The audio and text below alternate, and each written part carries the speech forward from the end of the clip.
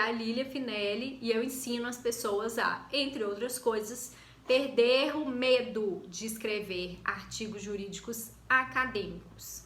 Hoje eu vou falar um pouco sobre as diferenças na hora que a gente vai escrever, ou seja, diferenças de pensamento, como que a nossa mente funciona durante a escrita de textos acadêmicos ou, na verdade, de qualquer texto.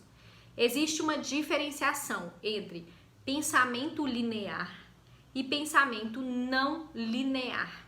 Quando a gente divide a estrutura dos tópicos que a gente vai escrever, eu quero falar sobre isso, eu quero falar sobre aquilo, eu quero falar sobre aquilo outro, a gente tem que fazer isso de uma forma lógica. Qual que é a lógica? Primeiro, eu tenho que levar o leitor a fazer aquele raciocínio comigo. Ele vai lá desde o inicinho até chegar à conclusão comigo.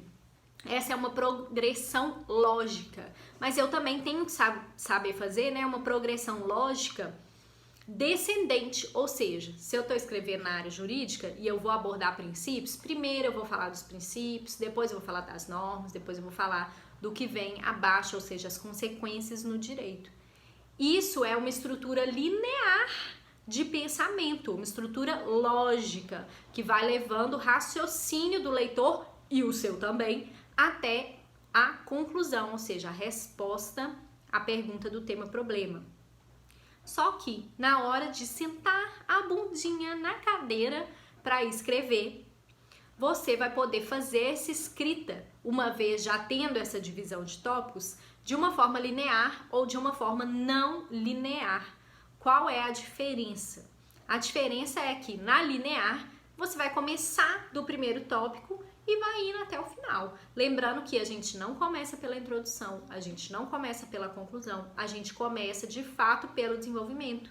Introdução e conclusão são elementos técnicos. Eles vão ter dentro deles aqueles elementos essenciais: o tema-problema, a hipótese, marco teórico, objetivo geral, específicos e a metodologia, e talvez ali algum ponto que você queira ressaltar para contextualizar. Não é para ficar fazendo retrospectiva histórica, indo lá na Grécia e falando, olha, que lá na Grécia o trabalho era assim, assim, assado, mas hoje a gente tem um trabalho intermitente, tipo, e daí?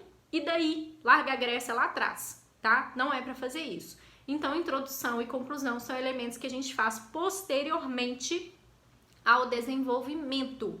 Se eu já tenho esses tópicos de desenvolvimento, eu posso começar a escrever do primeiro para o último, ou você pode fazer igual o Liloca faz, que a minha lógica de pensamento é não linear. Eu começo em um, aí às vezes eu tô cansada desse, ou tenho uma ideia e vou pro outro, aí eu volto e vou e volto e escrevo, hoje eu acho que eu quero mais escrever esse tópico aqui, vou lá e escrevo ele, mas hoje eu tô com uma ideia melhor para esse aqui e escrevo outro. Então, você pode tanto fazer na sequência, tudo bonitinho. Lília, só funciona se eu for fazendo assim, ó, um atrás do outro. Ótimo! Importante é você escrever. Agora, se você é não linear, como é o meu pensamento também, o ideal é que você leia várias vezes depois para ver se ficou coerente. Então, uma vez feita essa divisão de tópicos, você tem que definir. Eu gosto de escrever de forma linear? Eu funciono melhor escrevendo de forma linear? Ou eu gosto de ir lá na frente, aí eu tive uma ideia, lembrei de um tópico que eu vou falar lá embaixo, deixei uma observação.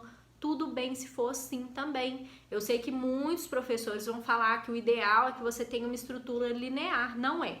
O ideal é que você escreva um texto bom, tá? Então, se tiver alguma dúvida sobre esse pensamento linear e não linear, coloca aqui pra mim embaixo.